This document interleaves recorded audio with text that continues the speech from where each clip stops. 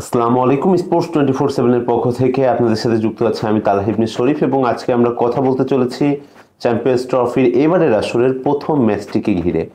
যে ম্যাচে মুখোমুখি হবে নিউজিল্যান্ড বনাম পাকিস্তান। যদি আমরা একটু পিছনে ফিরে তাকাই তাহলে দেখব 2025 সালে কিন্তু পাকিস্তান দুইটা ওয়ানডে ম্যাচ খেলেছে থ্রি নেশন সিরিজে। সেখানে নিউজিল্যান্ড কিন্তু দুইবারই বেশ দাপটের সাথে নিজেদের জয় তুলে নিয়েছে, এবং আমরা তাদের বেশ কিছু ল্যাকিংস এবং যেসব জায়গায় তারা বেনিফিট পাবে আমরা প্রত্যেকটা জিনিস নিয়ে আজকে আপনাদের সাথে ভিডিওতে আলোচনা করব। যে পাকিস্তানের সবচেয়ে বড় হাতিয়ার কোনটি? পাকিস্তানের সবচেয়ে বড় হাতিয়ারটা হচ্ছে তাদের পেস অ্যাটাক, যেখানে অবস্থান করছেন নাসিম শাহ, হারিস রৌফ, শাহিন শাহ আফ্রিদির মতো তারকারা, যারা কিন্তু ইদানিং সময়ে অনেক বেশি ফর্মে রয়েছেন। এবং যদি তাদের অনুকূলে পিচটা থাকে এবং সুইংটা তাদের অনুকূলে থাকে, তবে আমার কাছে মনে হয় যে হ্যাঁ, তারা নিজেদের মাটিতে তারা দুর্দান্ত পারফর্ম করতে পারে, এবং সেই জায়গাটায় কিন্তু একটু ব্যাকফুটে চলে যেতে পারে নিউজিল্যান্ড।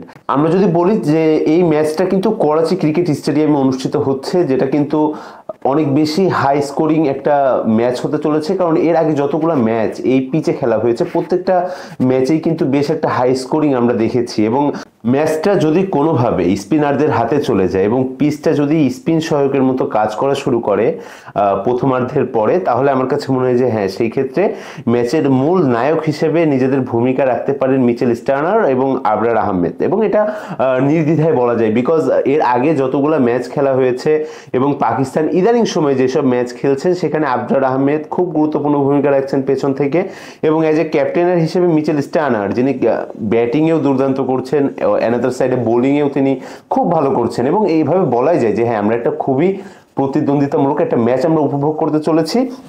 এবং সেইখানে আমার কাছে মনে হয় যে হ্যাঁ, যদি পাকিস্তান নিজেরা একটু এগিয়ে থাকতে চায় তবে অবশ্যই ওপেনিং জুটিতে বাবর এবং ফাকর জামান, তাদের দুজনকে বেশ ভালো একটা জায়গা করে দিতে হবে পাকিস্তানের জন্য। এবং আমরা যেহেতু দেখছি ইদানিং সময়ে ফাকর জামানের কিছু কিছু ল্যাকিংস আছে, যেগুলো যে ফাকর জামান কোনো একটা ম্যাচে বেশ ভালো করছেন এবং পরবর্তী ম্যাচে ফ্লপ করছেন। তিনি নিজের যে ধারাবাহিকতাটা এটা তিনি খুঁজে পাচ্ছেন, এবং তার কারণে পাকিস্তান চরমভাবে ভুক্তভোগী শিকার হচ্ছে। কারণ আমরা একই জায়গায় দেখছি যে পাকিস্তানের মিডল অর্ডার নিয়ে কিন্তু অনেক সময় অনেক ধরনের প্রশ্ন হয়ে থাকে, যে পাকিস্তানের মিডল অর্ডারটা তেমন বেশি একটা ভালো না, এবং তার একটু দুর্বলতার জায়গা রয়েছে, এবং তাদের ফিনিশিংয়েও একই সমস্যা, যে যদি তাদের উইকেট কাউন্টডাউন তারা করতে না পারে এবং তারা যদি উইকেট ওয়াইজ তারা রান করতে না পারে, তাহলে দেখা যাবে পিছনের দিকে এসে কোনো রকম রান হবে না, এবং ডেথ ওভারে পাকিস্তান অনেক বেশি সাফার করবে। আমি যদি একটু একই সাইডে আমি যদি একটু নিউজিল্যান্ডের দিকে আসি, যে নিউজিল্যান্ডের ব্যাটিংয়ে প্রত্যেকেই দুর্দান্ত পারফর্ম করছেন। আমরা নিউজিল্যান্ডের বিপক্ষে পাকিস্তান খেলেছে, সেইখানে কিন্তু কেন উইলিয়ামসন, মিচেল, ফিলিপস প্রত্যেকেই দুর্দান্ত করেছে নিজেদের জায়গা থেকে, এবং নতুনদেরকে জায়গা করে দেওয়ার মাধ্যমে নিউজিল্যান্ড কিন্তু বেশ তাক লাগিয়ে এবার তাদের চ্যাম্পিয়ন্স ট্রফির দলটা ঘোষণা করেছে। এবং সেই জায়গা থেকে বলাই যায় যে হ্যাঁ, কেন উইলিয়ামসন এবং আরও যারা পেশাদার খেলোয়াড় রয়েছেন, যারা দীর্ঘদিন ধরে খেলছেন এবং তাদের যে একটা অভিজ্ঞতা, সেই জায়গা থেকে তারা প্রত্যেকবারই চমক দেখাচ্ছেন। কেন উইলিয়ামসন, মিচেল এবং তার পাশাপাশি ফিলিপস, তারা কিন্তু আমার কাছে মনে হয় যে হ্যাঁ, এবার চ্যাম্পিয়ন্স ট্রফিতেও বেশ ভালো একটা পারফরমেন্স করবেন, কারণ তারা যদি তাদের জায়গা থেকে কোনোভাবে ফ্লপ করেন তাহলে এবার চ্যাম্পিয়ন্স ট্রফির স্বপ্নটা পাকিস্তানের এখানে হয়তো দাবিয়ে রেখে চলে যেতে হবে। স্টেইনার এবং তার পাশাপাশি রচিন রবীন্দ্রা, যারা দুইজনেই অসাধারণ খেলছেন, এবং রচিন রবীন্দ্রা অনেকদিন ধরেই কিন্তু নিউজিল্যান্ড দলের সাথে যুক্ত আছেন এবং বেশ ভালো পারফর্ম করছেন। ক্যাপ্টেন্সিতে নতুনভাবে মিচেল স্টার্নার দুর্দান্ত পারফর্ম করছেন, এবং এই যে কিছু কিছু জায়গা আছে যে জায়গাগুলোতে আমার কাছে মনে হয় যে হ্যাঁ, আমরা একটা খুব দুর্দান্ত একটা খেলা উপভোগ করছি। তবে আমার কাছে মনে হয় যে হট ফেভারিট হিসেবে নিউজিল্যান্ডকেই আমরা বেছে নিব, কারণ ইদানিং সময় আমরা নিউজিল্যান্ডের প্রত্যেকটা প্লেয়ার হয়ে যদি আলোচনায় আসি বা প্রত্যেকটা স্ট্যাট আমরা দেখি, তাহলে আমরা দেখতে পারবো যে হ্যাঁ, নিউজিল্যান্ড বেশ ভালো পারফর্ম করছেন। এবং বিশেষ করে এমন একটা হাই স্কোরিং ফিল্ডে আমার কাছে মনে হয় যে হ্যাঁ, যেখানে নিউজিল্যান্ডের প্রত্যেকটা প্লেয়ার ফর্মে রয়েছেন, তারা প্রতিনিয়ত রান করছেন, এবং প্রত্যেকটা ম্যাচ জিততে তাদের ওপেনিং সাইড থেকে হোক, মিডল অর্ডার থেকে হোক, যে ভূমিকাটুকু রাখছেন সেটা হয়তো নিউজিল্যান্ডের জন্য বেশ গুড লাক হতে পারে। এবং আমি যদি একটু দর্শকদের সাথে বলতে চাই যে দর্শক কেমন হতে পারে দুইটা দলের বেস্ট 11 এবং কারা মাঠে নামতে পারে, প্রথমে একটু পাকিস্তানের দিকে আসি। ওপেনার হিসেবে ফাকর জামান, বাবর আজম, সাউদ শাকিল, মোহাম্মদ রিজওয়ান, তাইব তাহির, সালমান আলী আগা এবং ফাইম আশরাফ, আবরার আহমেদ, শাহিন আফ্রিদি, নাসিম শাহ এবং অ্যাট লাস্ট আসে হারিস রৌফ। এইভাবে হয়তো তাদের বেস্ট 11টা সাজানো হতে পারে। এবং আমরা যদি একইভাবে একটু নিউজিল্যান্ডের দিকে আসি, Devon Conway, Young, Williamson, Phillips, Latham, Mitchell, Santner, Bracewell, Ferguson, Henry এবং অ্যাট লাস্ট আসতেছে সিয়ার্স। এবং আমার কাছে মনে হয় যে হ্যাঁ, নিউজিল্যান্ড কিন্তু এইবার আসরে আমার কাছে মনে হয় হট ফেভারিট হিসেবেই থাকবে। দীর্ঘদিন ধরে তাদের যে আক্ষেপটা আছে একটা ট্রফির, সেটা হয়তো এবার ঘুচে যাবে আমার কাছে যতদূর মনে হয়। কারণ তাদের দলটা বেশ কমফোর্টেবল এবং বেশ ভারসাম্যপূর্ণ একটা দল।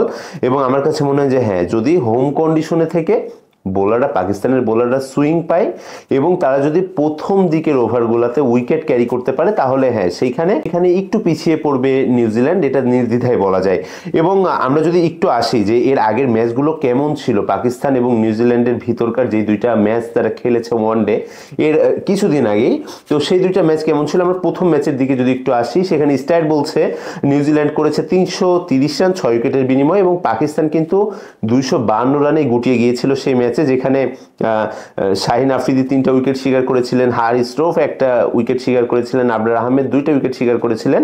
কিন্তু অন্যদিকে ব্যাটিং সাইডে উইলিয়ামসন 58, মিচেল যিনি কিন্তু 81 রানের একটা বড় ইনিংস খেলেছেন, এবং ফিলিপসের কথা না বললেই নয়, 106 রানের দুর্দান্ত একটা ইনিংস খেলেছিলেন সেই ম্যাচটাতে। এবং ব্রেসওয়েল লাস্ট পয়েন্টে আমার যতদূর মনে পড়ে 31 রানের একটা ঝড়োয়া ইনিংস খেলে কিন্তু ম্যাচটাকে নিজেদের করে নিয়েছিলেন। এবং পরবর্তী ম্যাচে আমরা ওই ম্যাচটাতে একটু ঘুরে আসি, সেখানে কিন্তু হেনরি 3টে উইকেট নিয়েছিলেন, ব্রেসওয়েল 2টা এবং স্টার্নার 3টা উইকেট নিয়েছিলেন, যেটা কিন্তু আসলেই বলতে গেলে বেশ ভালো একটা অ্যামাউন্টের রান কিন্তু তারা গ্যাদার করেছিল। বোলিং সাইড থেকেও তারাও কিন্তু তাদের পাশে থেকে তেমন ভাবে পারফর্ম করেছে, এবং তার ফলে কিন্তু এত বড় জয়টা তারা ক্যারি করতে পেরেছে। আচ্ছা, আমরা যদি একটু পরের দিনের খেলাটার কথায় আসি, যেখানে পাকিস্তান 242 রান করেছিল, নিউজিল্যান্ড 243 রান করেছিল 5 উইকেটের বিনিময়ে। 5 উইকেট হাতে রেখে কিন্তু নিউজিল্যান্ড তাদের জয়টা তুলে নিয়েছিল। এবং আমরা যদি বলি যে করাচি ন্যাশনাল স্টেডিয়াম, যেটা কিন্তু একটা হাই স্কোরিং মাঠ, এবং এই হাই স্কোরিং মাঠে কিন্তু সবচেয়ে বেশি রান এখন পর্যন্ত সংগ্রহ করেছে ইন্ডিয়া, যারা কিন্তু 374 রানের একটা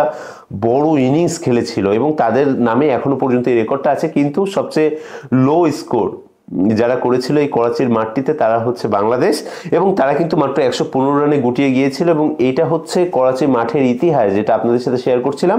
দর্শকদের কাছে জানতে চাইবো কি মনে হয় এই ম্যাচটিতে কারা জিততে পারে এবং কারা নিজেদের পরবর্তী রাউন্ডে যাওয়ার কাজ একটুখানি এগিয়ে রাখতে পারে।